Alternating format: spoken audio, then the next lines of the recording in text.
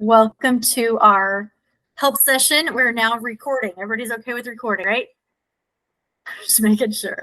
Okay, so what I found is essentially a way to practice with WordPress before you buy a domain or before you have all your hosting and everything set up. With almost every website builder of any type, you have to pay for it and get it all set up, and then you try it out.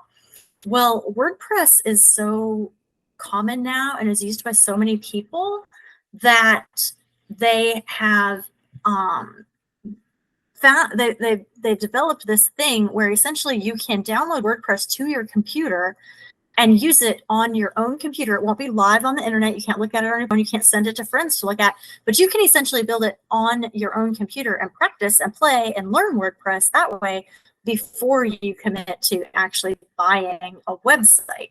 So let me share that real quick. I did not know this, when I began. I did not know anything, and I bought, and, I like the name. I have a lot to learn, for sure.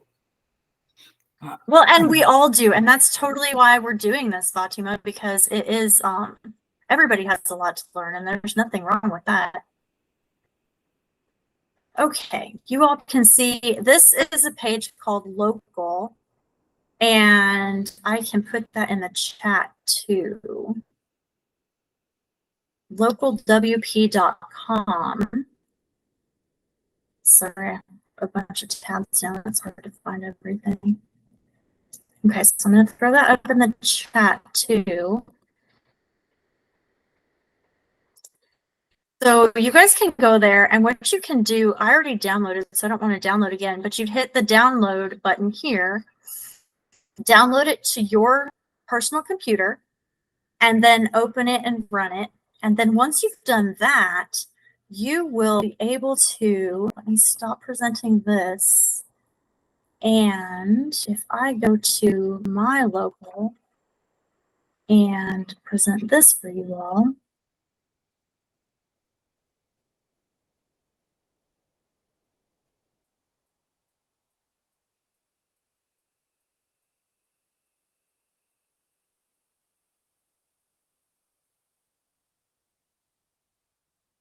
there we go.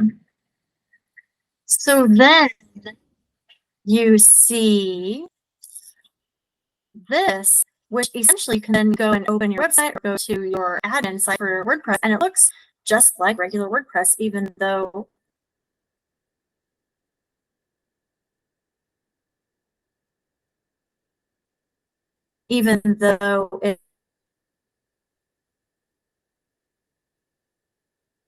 it's not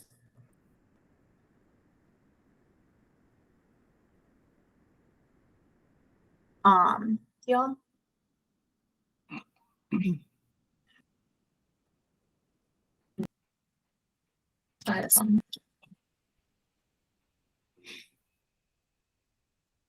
So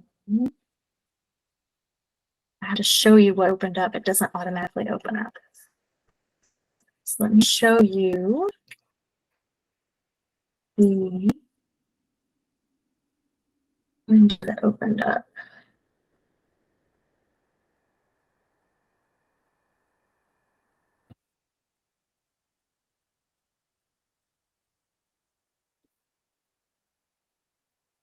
Just a second, guys.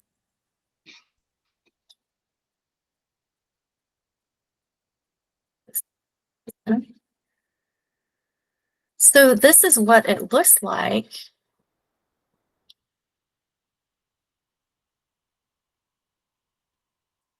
And it looks just like WordPress looks. So you can still, go to the themes